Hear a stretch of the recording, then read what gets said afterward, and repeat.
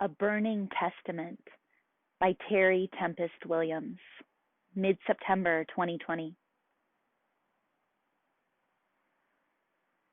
With these ashes in hand that have fallen from near and far on the drought-cracked desert of Utah, I raise my fist to a smoke-choked sky to honor the holy creatures, human and wild, who have lost their lives and homes to the galloping flames like riderless horses burning through the west.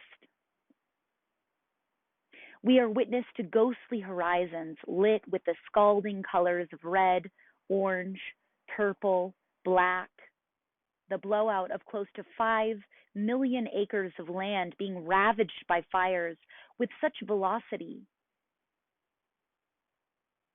that it's melting our capacity to feel the full magnitude of what is happening. We are not okay. We are anxious, we are scared, there is no place to run, there is no place to hide, there is only our love and grief to hold us in the terror of all we're seeing, sensing, denying. We can't touch the source of our despair because we can't touch each other. And so we retreat inside when everything outside is screaming. We are sitting in rooms watching screens alone, waiting, as if this was a pause instead of a place, the place where we find ourselves now. The facts do not tell the story of how our hearts are breaking, nor do the photographs of blackened forests or lone chimneys standing as monuments to homes once inhabited.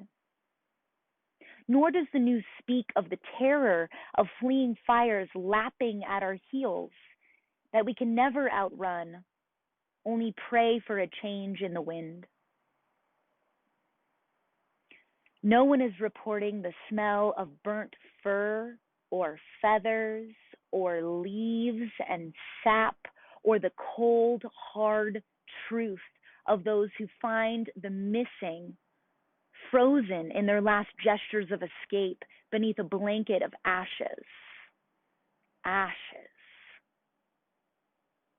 Not even the stories reported by biologists in New Mexico picking through the bodies of hundreds of thousands of migrating birds in mixed flocks of warblers, flycatchers, sparrows, and finches found dead on the ground in great white sands with no explanation but the conjecture that they died from exhaustion, forced to flee the forests before their bodies were ready to make the long journey south.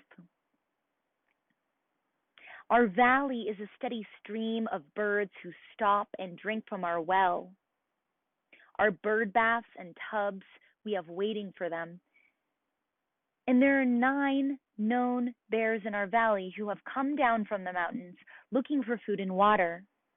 They wander through our community in shrouds of smoke they haven't been able to shake from last month's epic fires in Colorado, a few wing beats away as the raven flies.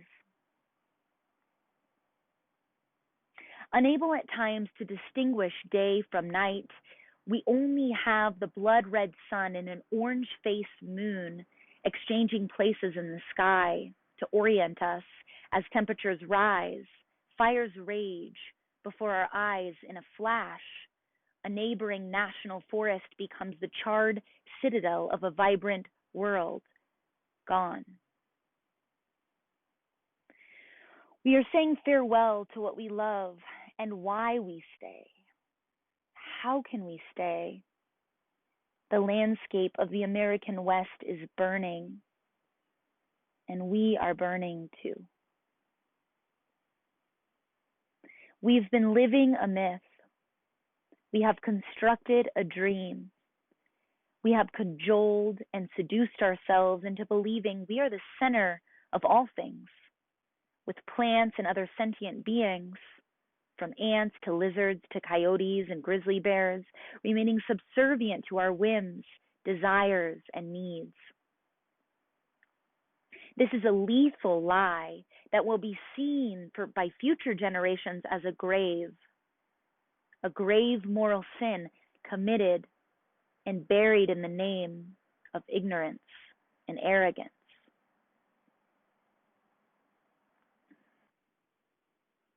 It is true.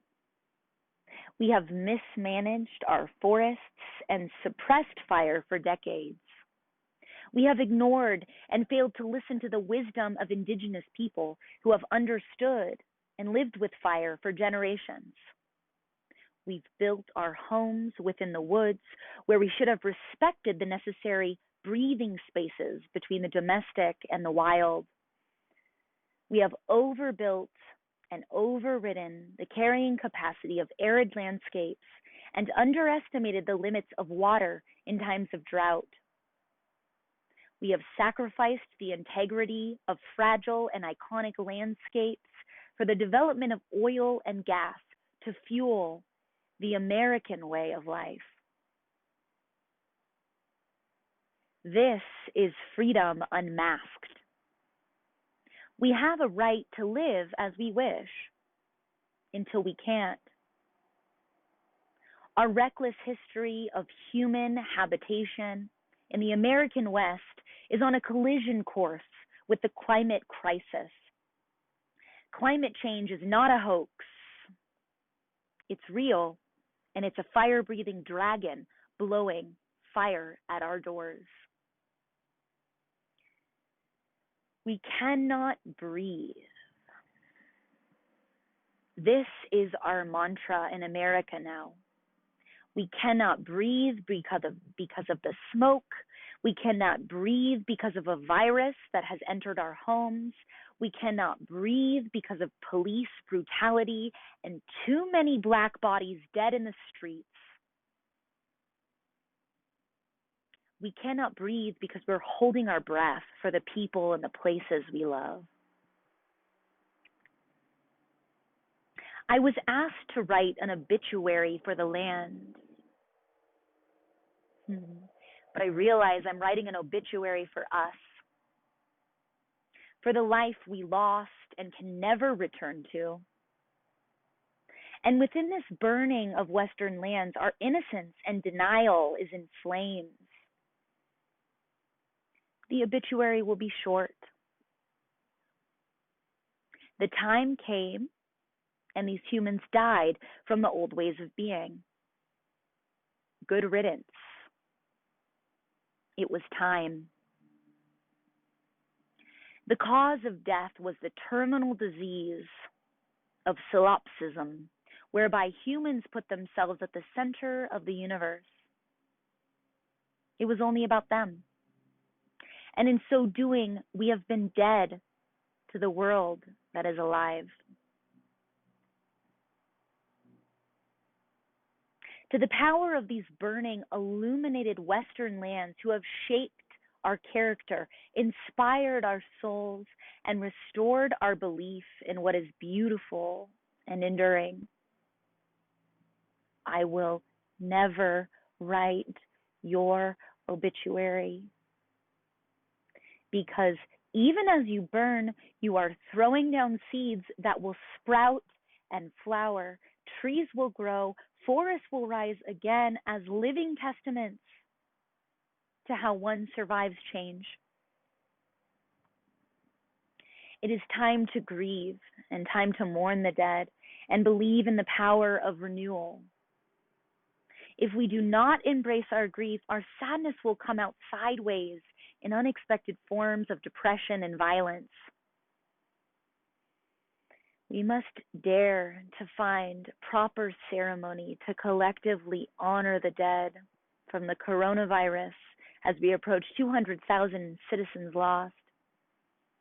We must honor the lives engulfed in the Western flames and the lives we will continue to lose from the climate crisis at hand. Only then can we begin the work of restoration, respecting the generations to come as we clear a path towards cooling a warming planet. And this will be our joy. So let this be a humble tribute, an exaltation, an homage, an open-hearted eulogy to all that we're losing to fire, to floods, to hurricanes, tornadoes, and the invisible virus that has called us home and brought us to our knees. We are not the only species that lives and loves and breathes on this miraculous planet called Earth. May we remember this and raise a fist full of ashes to the lives lost that it holds. Grief is love. How can we hold this grief without holding each other? To bear witness to this moment of undoing is to find the strength and spiritual will to meet the dark and smoldering landscapes where we live. We can cry.